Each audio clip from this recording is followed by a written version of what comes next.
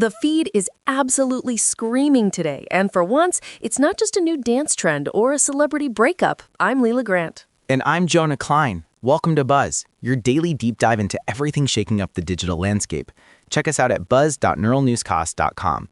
Today, we are looking across the Atlantic because Elon Musk's X is in some seriously hot water. Hot water? Jonah, the water is practically boiling. French authorities have officially launched a cybercrime probe into, X, and it's giving everyone major flashbacks to the Telegram drama from a couple of years ago. It really is. The Paris Public Prosecutor's Office isn't playing around.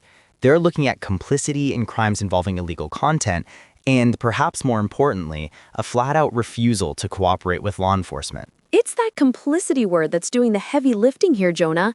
In the eyes of the French judicial system, if you provide the pipes and refuse to help when people use them for illegal stuff, you might as well be holding the matches. Exactly. And let's talk about the vibe on the platform itself.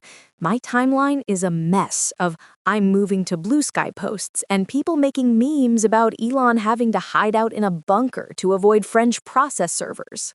The memes are like top tier, but the legal reality is heavy. France has been lead penciling this new era of platform accountability. Remember when Pavel Durov was detained? This feels like the sequel, but with a much bigger budget and a much more vocal protagonist. Right, because Elon isn't exactly known for keeping his head down when regulators come knocking.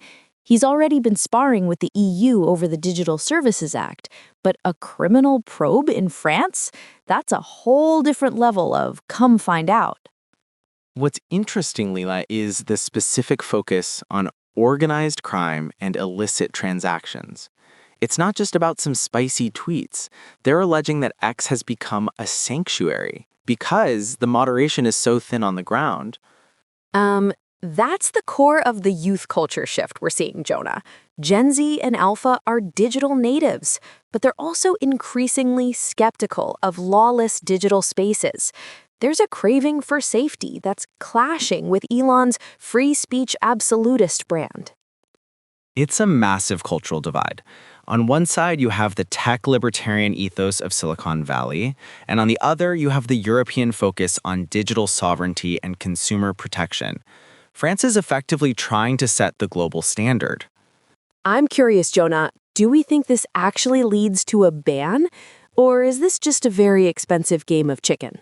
Banning a platform of that size is the nuclear option. But hefty fines? We're talking billions, and potentially criminal charges against executives who fail to comply. That's the real teeth of this probe. Wild. It's crazy to think that X could become a no-go zone for certain types of business or even users in France. If the App Store gets involved, that's when it gets really real for the average scroller. And let's not forget the Durov effect.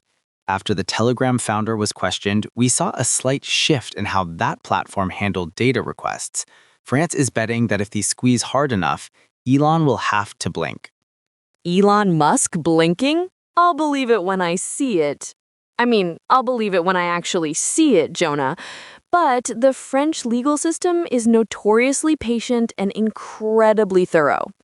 Regardless of the outcome, this is a massive turning point for how we think about the internet. The Wild West era of social media is officially being fenced in.